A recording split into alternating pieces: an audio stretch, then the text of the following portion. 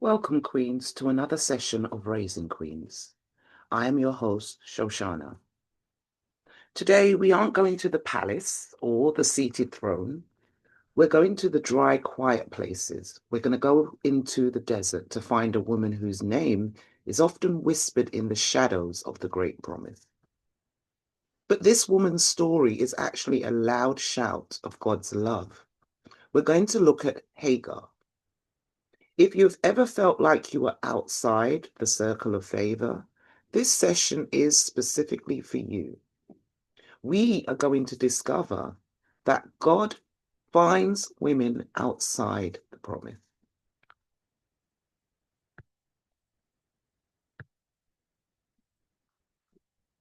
Let's look at Hagar's reality. She was a woman of three layers: a slave, a surrogate, and eventually a runaway. She lived in the tent of Abram. She wasn't seen as a person. She was seen as a function, a tool to solve a problem that human impatience had created. She represents every woman who has ever been utilized but not honored. But as we will see, God does not need a tent to find a queen.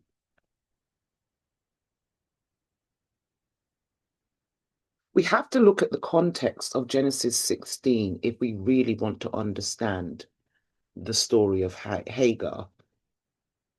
Sarai and Abram had been given a promise by God, but they lacked the patience for the process to unfold.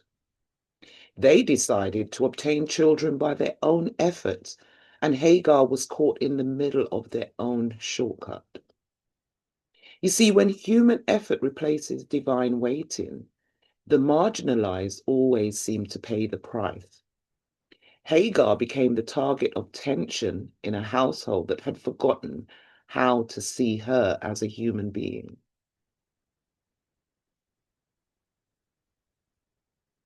After being treated harshly, Hagar flees.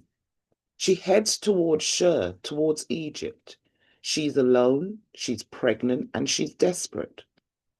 But in Genesis 16:7, it gives us a beautiful turn.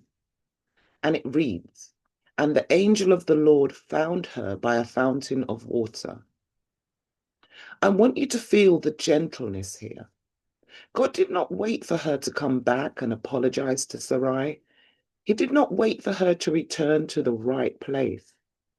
He just met her in the place of her wandering.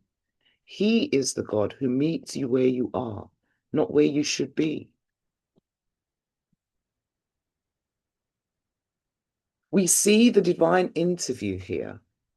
God addresses her by her name, Hagar. In a household that called her the maid, God calls her the woman. He asks her, "Whence comest thou, and whither wilt thou go?" He isn't asking for information because he already knows where she's come from and where she's going. He's asking her to process her heart. He restores her identity and then gives her a legacy, a promise that her seed would be a multitude. He was telling her, "You are more than a surrogate. You are a mother of nations."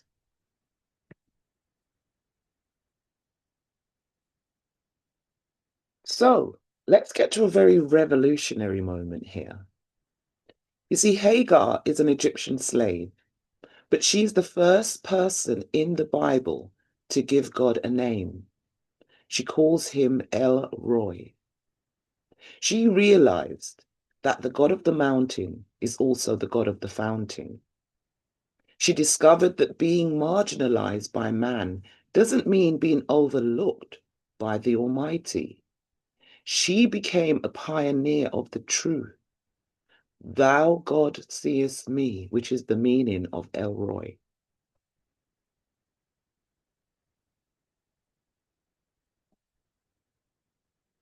Now, we're going to look at Psalm 139 because it really beautifully connects Hagar's story to the heart.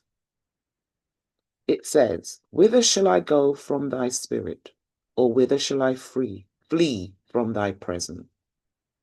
Even if you take the wings of the morning and dwell in the uttermost part of the sea or the desert, he's there. Hagar's experience is the living proof that no distance is too great for the Most High's gaze.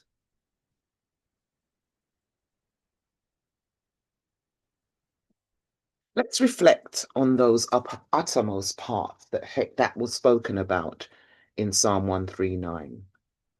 Hagar's desert wasn't just a place, it was the state of her mind. But you see, in Psalms 139, it confirms, even there shall thy hand lead me. Her there was lonely, dry, and terrifying, but it was inhabited by the King of Kings. Your current wilderness is not empty, it is occupied by the one who leads.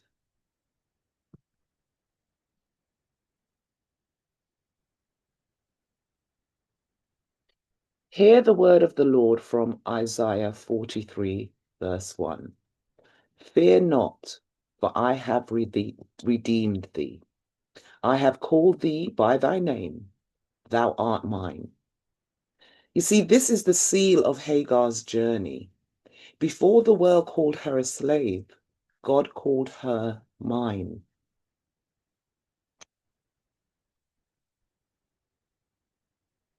I want you to look closely at the chart on this slide. This is the trajectory of despair. It maps Hagar's life from the palaces of Egypt to the high point of favor in Abram's house, followed by that steep, painful dip into exile and thirst. This low point is where most of us give up. But look at the gold curve. God specializes in the upward turn at the point of total exhaustion. The dip was the setup for the vision of the well. Your downward trajectory is only the launch pad for your restoration. It is not permanent. And like we saw with Hagar, just when we think that there's nowhere else to turn, if we call on the name of the Lord, just as Hagar did, he will stand there and protect you because he's always there.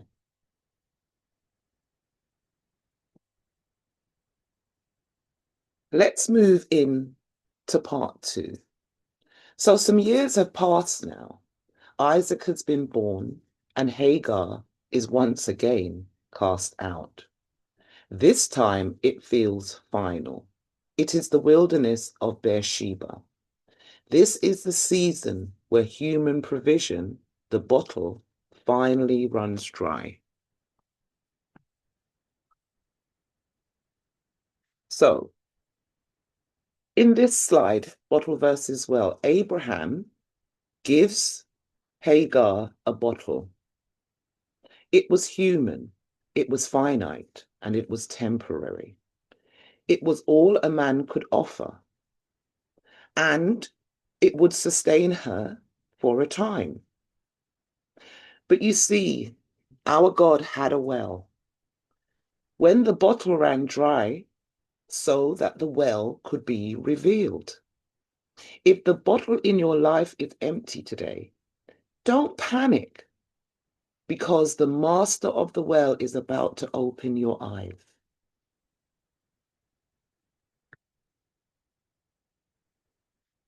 So let's think about the voice in the desert. We're going to have a look at Genesis 21:17.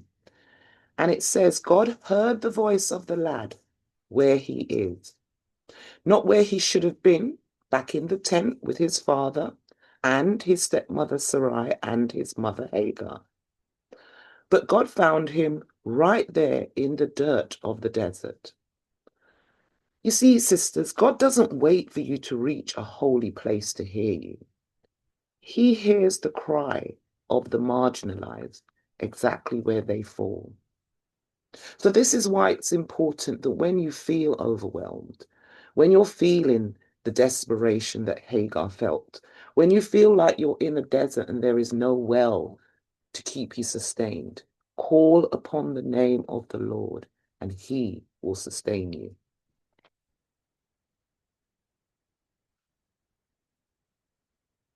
Next, we're going to look at Genesis 21:19. And it reads, "And God opened her eyes, and she saw a well of water." Notice, the miracle wasn't the creation of the well. It was the revealing of the well. The well, you see, was already there, hidden in plain sight. But God's provision for us is already in our environment. You just need the Elroy perspective to see it. So sometimes this verse teaches me that sometimes things that we need to heal, to help us, to sustain us, the Most High God has already provided these things, sisters. But what he hasn't yet done is brought us to a point where he will reveal that thing to us. Smacks of patience.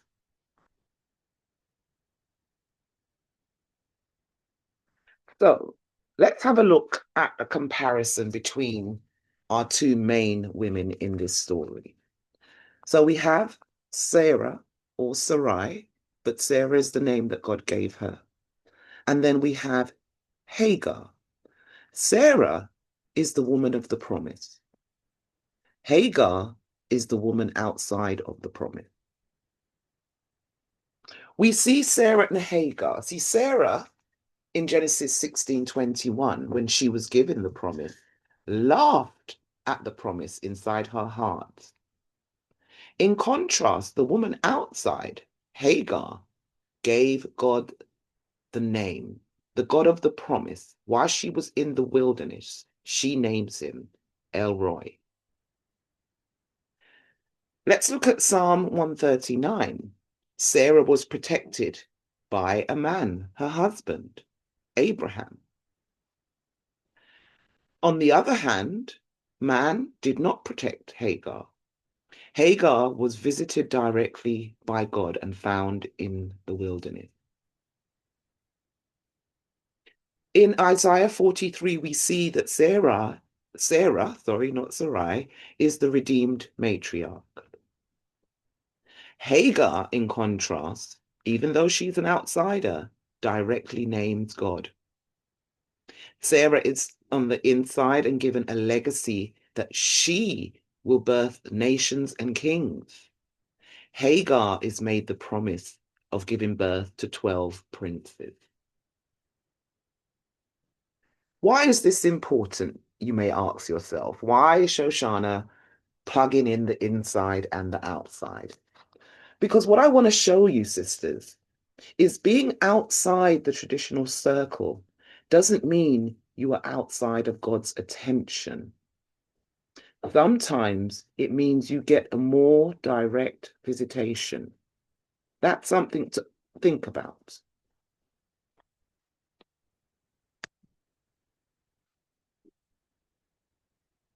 Let's look at labels, because labeling is something that we very often take part in. We label ourselves, we label others, sometimes good, a lot of the time bad. So here we see God said, "Thou art mine." Hagar was no longer defined by Sarai's maid status or by her runaway status. She was defined by the witness.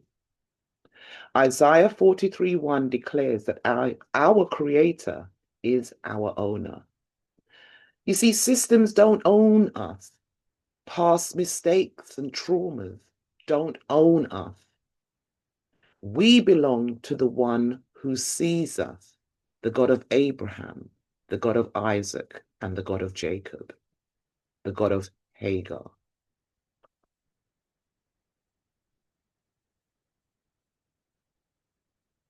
So let's think about this. Daughters of Hagar, we often hear daughters of Sarah. That's a standard format within the scripture. But who are the daughters of Hagar, the slave women? the outside woman, the woman that wasn't part of the promise. You see, daughters of Hagar are women of resilience. They find strength when their bottle runs dry. They are women of visibility who know they are seen by El Roy, even when the world ignores them. And they are women of heritage. They understand that the wilderness is often the birthplace of a mighty nation. Something to think about. So you see, our God is a God of love. It doesn't matter whether you are a child of the promise or a child on the outside. He doesn't look at your past, and he doesn't let your past define you. So why are we letting our past define who we are?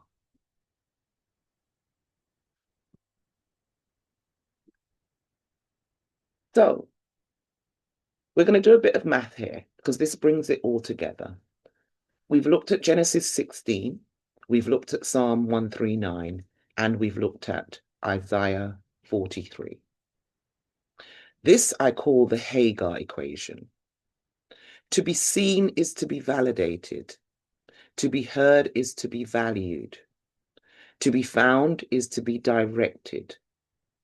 And we are all three of these. You see, Hagar was seen by God. She was heard by God. And she was found by God. That's the Hagar equation.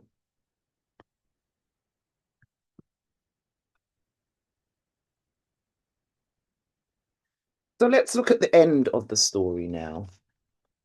So Genesis 25 gives us the ending of Hagar's obedience. Because of her obedience to God, she birthed 12 princes.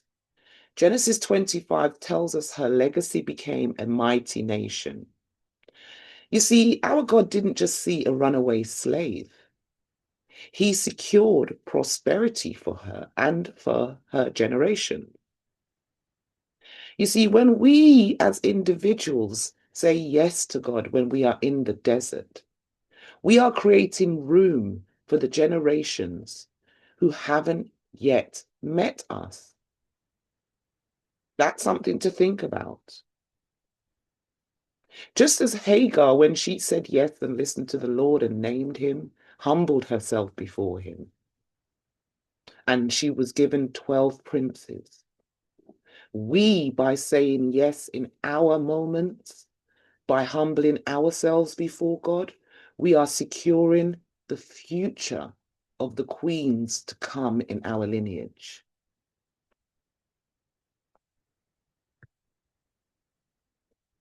So we're going to close with Luke 1, verse 37, one of my favorite. And it's an often quoted verse. For with God, nothing shall be impossible. So, queens, whatever desert you were in, remember Hagar. She named God because he named her first. You are seen, you are known, you are his. So go forth and reign. Prayerfully, I will see you in the next episode.